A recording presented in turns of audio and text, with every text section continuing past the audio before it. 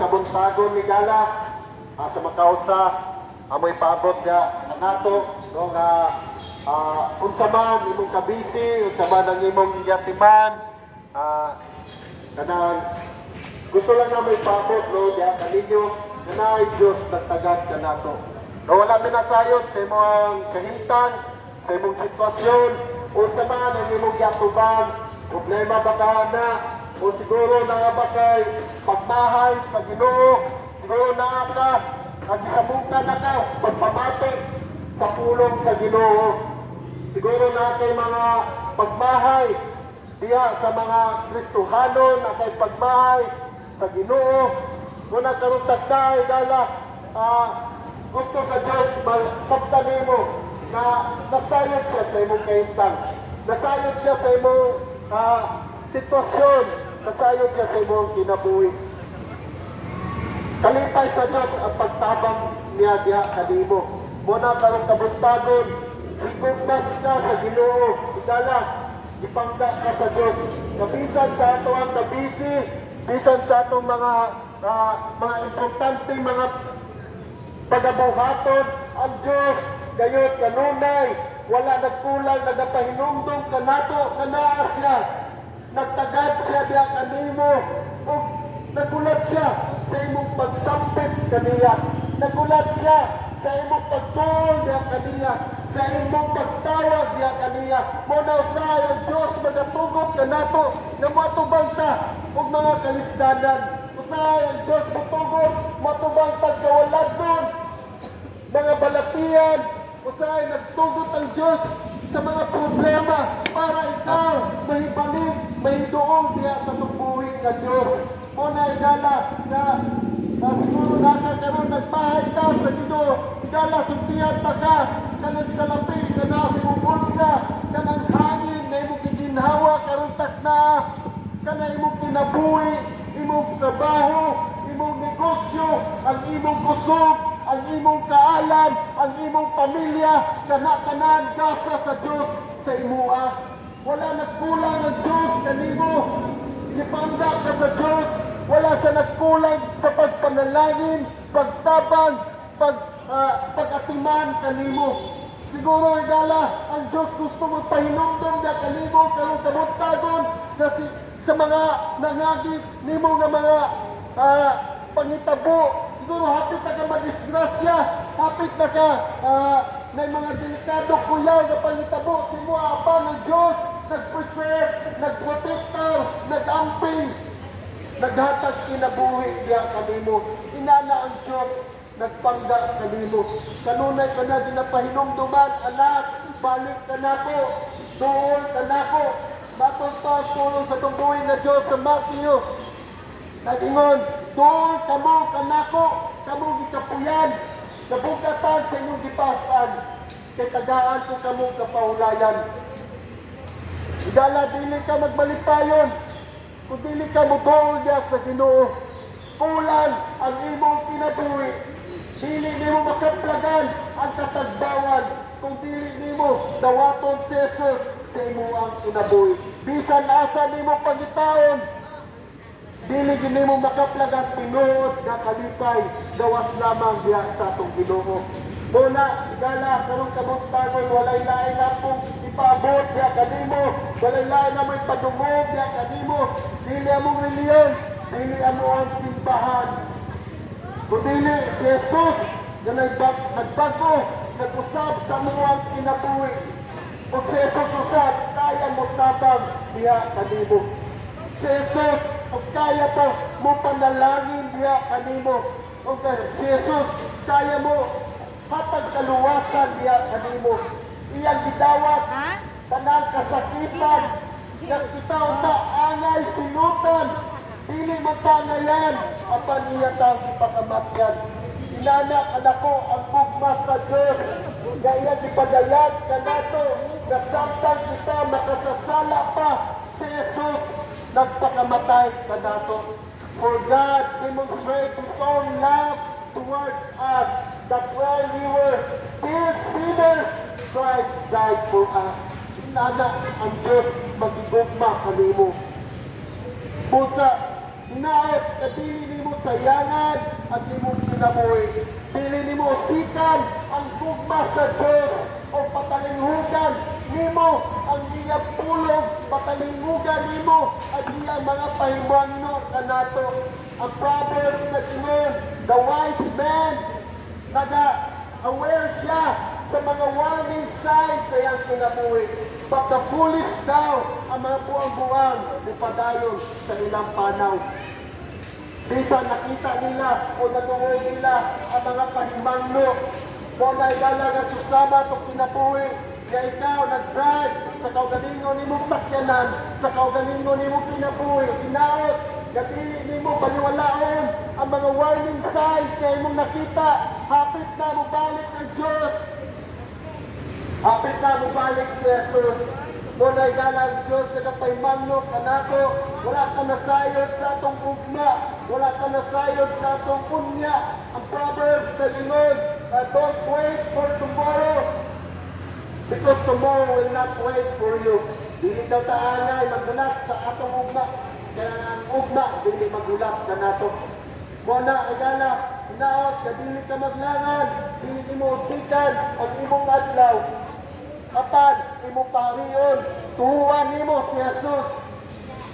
Mo'y namatay, apan sa tulog ka adlaw, napanaw siya para paghatag kanimo kaluwasan. Para paghatag kanimo kinabuhi walay katapusan. Na dapat unta kita may mubayad sa tanan ka mga sala. Kay ang Diyos bataron man, ang dili niya palapyon ang nakasala. Mga kitang tanan dapat mubayad sa itong sala. Kaya kitang tanan nakasala man kung nailayo sa maya sa Diyos. Walay matarong ka nato. Salamat sa Ginoo. Maayo kang tao. Salamat sa Ginoo. Puutan ka. Apan, kasubangan sa Diyos, dili makapasag ang atong pagkabuutan.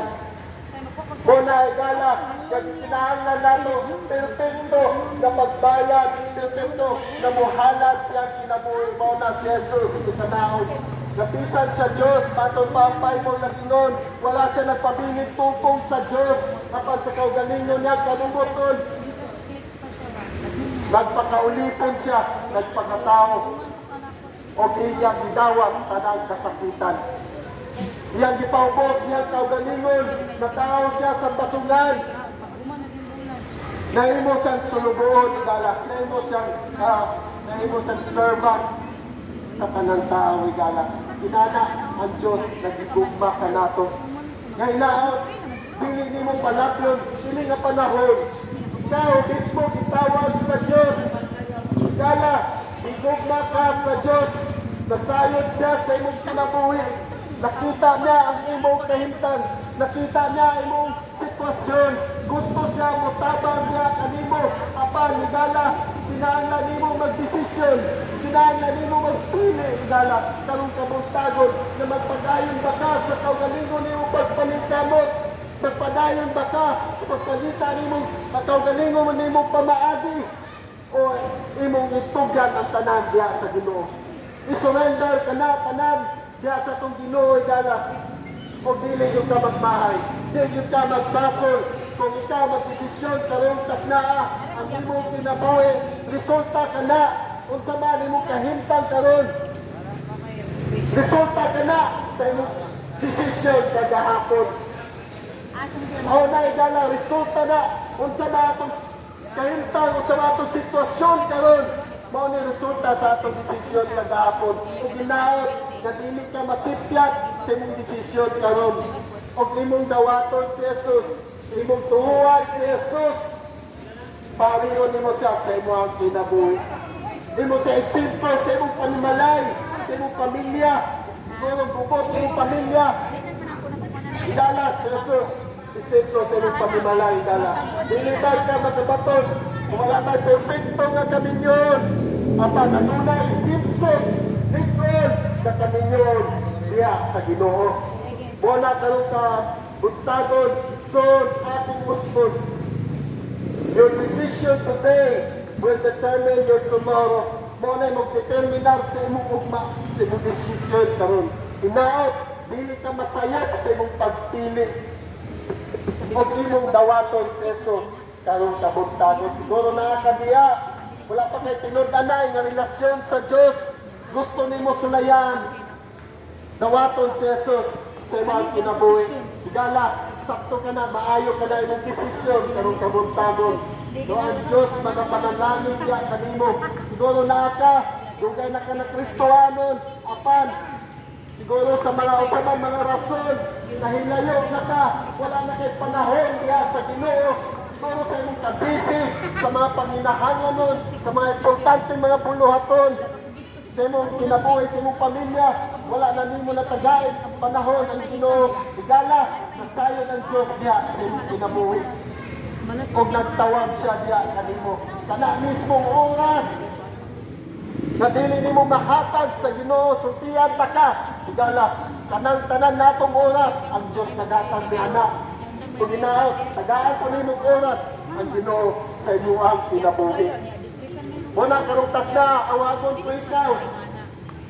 Sa kinasing-kasing sunda, hindi mo pag-ato. Hindi mo at personal nimo, tinutanay nimo, pakikistorya, diya sa Ginoo. Hindi mo na niya lang, Ginoo Jesus, pasayloa ako sa akong mga sala.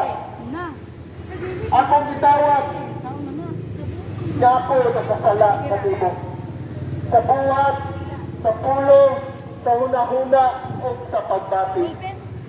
Ginoo, tabangi ako sa pagtalikod nining tanan o magaduol niya kanimo. Gidawat ko ikaw, maghari ka, magdumala ka sa kuang kinabuhi. O ikaw na ang akong manluluwas. O isulat akong pangalan sa libro sa kinabuhi o sa imong pagbalik, imong mo makauban. Salamat sa kapasayloan, salamat sa imong pagka, salamat sa kaluwasan, sa pangalan ni Jesus. Amen. Muna igala, padayon sa pagdesisyon sa imong kinabuhi, na imong yung ipadoon, ang imong kinabuhi, imong pamilya, diya sa Ginoo. Sultihan na kayo igala, kanong na may tagang kayo, dautang tao, mga tulisan, mga adik-adik, kini nagsugod sa ato ang panimalay. Tungod sa panimalay, nato, wala man nato invite ang Ginoo sa atong panimalay. Muna, nga kita mga ginikanan, dili mo ta dautan nga ginikanan, kapag nagkulang ta. No, kay tungod siguro na ay sa kabisi nato, wala kay panahon. Higala, wala laing solusyon. Kundi sa atong pamilya magsugod gayon ang solusyon. Sa atong problema, sa atong katilingban, sa atong lungsod, sa atong nasod, diya magsugod ang solusyon sa atong panibalay. Muna, higala, tagay panahon, sa tayo mo pamilya diya sa Ginoo. No, sa mga simbahan, hinaot, na mangita po kag simbahan, na mutabang sa imo ang mutubo ang imong pagigugma sa Ginoo. Muna, igalat namin dire, focus po wala may sa pangayong kwarta, wala may allowance dire, sa among pagwali dire. Pero kalipay namo, libre namo nadawat ang maayong balita, o libre usap namo ipahayag diya kaninyo. Kalipay namo nga na-experiencehan mo sa ninyo ang kamaayo sa Diyos. Na-experiencehan mo sa ninyo ang kahon sa Diyos na mamuhat sa imuang kinabuhi. Sama sa kabaguan, kausaban na among na-experiencehan, hinaot na mausap ang imong maangkon. Muna karong kabustagon, hinaot, ikala, na dili mo ni palapyon na mensahe, ikaw mismo na nakadungog sa amuang microphone, sa mong megaphone, ikaw mismo gipamulungan sa Diyos. Ikaw gitandog ka, giingkap ka, gikuhit ka sa Diyos, kay presyoso ka tubangan sa Diyos. Siguro nakita nimo yung kaugalingon, wala kay ayo, ginokdown nimo imong kaugalingon, kay nana ra ka. Igala, presyoso ka, pinilon ka, at tubangan sa Diyos. Naghigugma pag-ayo ang Diyos diya kanimo. Wala ka nag-inusara sa imong problema. Wala ka nag-inusara sa imong kinabuhi. Na ay Diyos, wala bibiya. Kanunay nagalaptaw, nagatabang, nagaigugma diya kanimo. Kung gusto niya ipadayan, more pa ang iyang gugma kanimo. busa desisyon eh, no? Doon niya kaniya, draw near to him, matod pa niya, and he will draw near to you.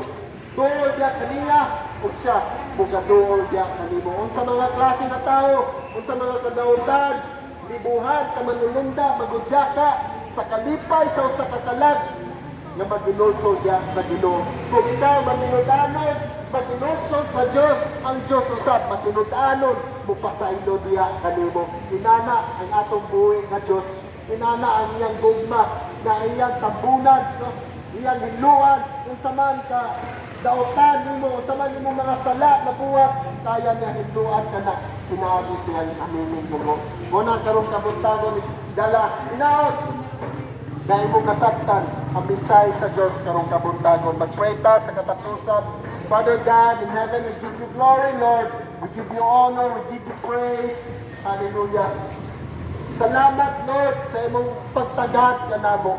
Salamat sa imong pagigugma kanamo. Salamat, Ginoo, sa imong minsay, Lord, karong kabuntagon. Sinuhi kini tanan sa among mga kasing-kasing, na dili namo kini makalimtan. Apan kanunay namo kini mahinumduman kana ka Lord, wala gay bibiya kanamo og dili gyud mahupas, dili gyud mo gamay. Apan Lord, ang kadako nimong gugma kanamo constant gayud, walay di nimo mapugnan nimo kaugalingon sa imong pagigugma kanamo. Ikaw ang Dios puno sa gugma, ikaw ang Dios sa gugma, Ginoo. Pusa Lord, aniya kami nagapasalamat diya kanimo, Lord. It's all about you, Lord. Ikaw mainungdan nga antod karon napitik pa ang among dugdan. Ikaw ang hinungdan nga karon, Lord, nagaginhawa pa kami. It's all about you, Lord. Kung sa aming ibalik diya kanimo tanan dungog, Ginoo, tanang himaya, Lord. Bless, Lord, tanang mga katawan na Lord, dili man dapit inaot kay ikaw, Ginoo, padayon mabuhat, magapanlihok silang kinabuhi. Nga ila ka ma-encounter, Lord. Nga ila ka ma-experience sa imong presensya. Ila mabati, Lord. Imong gugma, Ginoo, ilang makita. Imong kamot, Ginoo, makaplagan nila, Lord, na nagapamuhat silang kinabuhi, Ginoo. Salamat, Lord.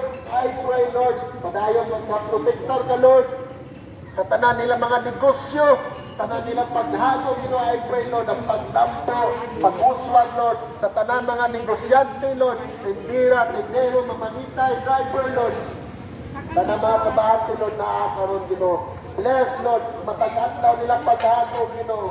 I pray, Lord, na ikaw, Ginoo, mag-aamping, diya kanilas, tibok nilang pamilya, Ginoo.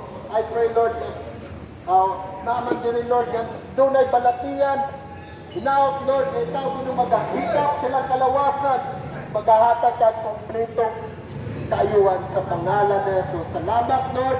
Bless usab ang mahal na mayor, tanang mga opisyalis sa Mantikaw, Lord, sa mong lungsod. Bless silang leadership, protection ni mga kapulisan, Lord, na magpadayon ang kahapsay, kalinaw sa among ang lugar, Ginoo. Salamat, Lord. I pray nga kini nga lungsod, Lord, mahimo kining Mantikaw for Jesus. Mga katawhan, nagatuol, nagasimba, nagaalaga, nagaday, nagahimaya biya kanimo, Ginoo. Salamat, Lord, ining tanan. We give you all the glory, honor, and praise.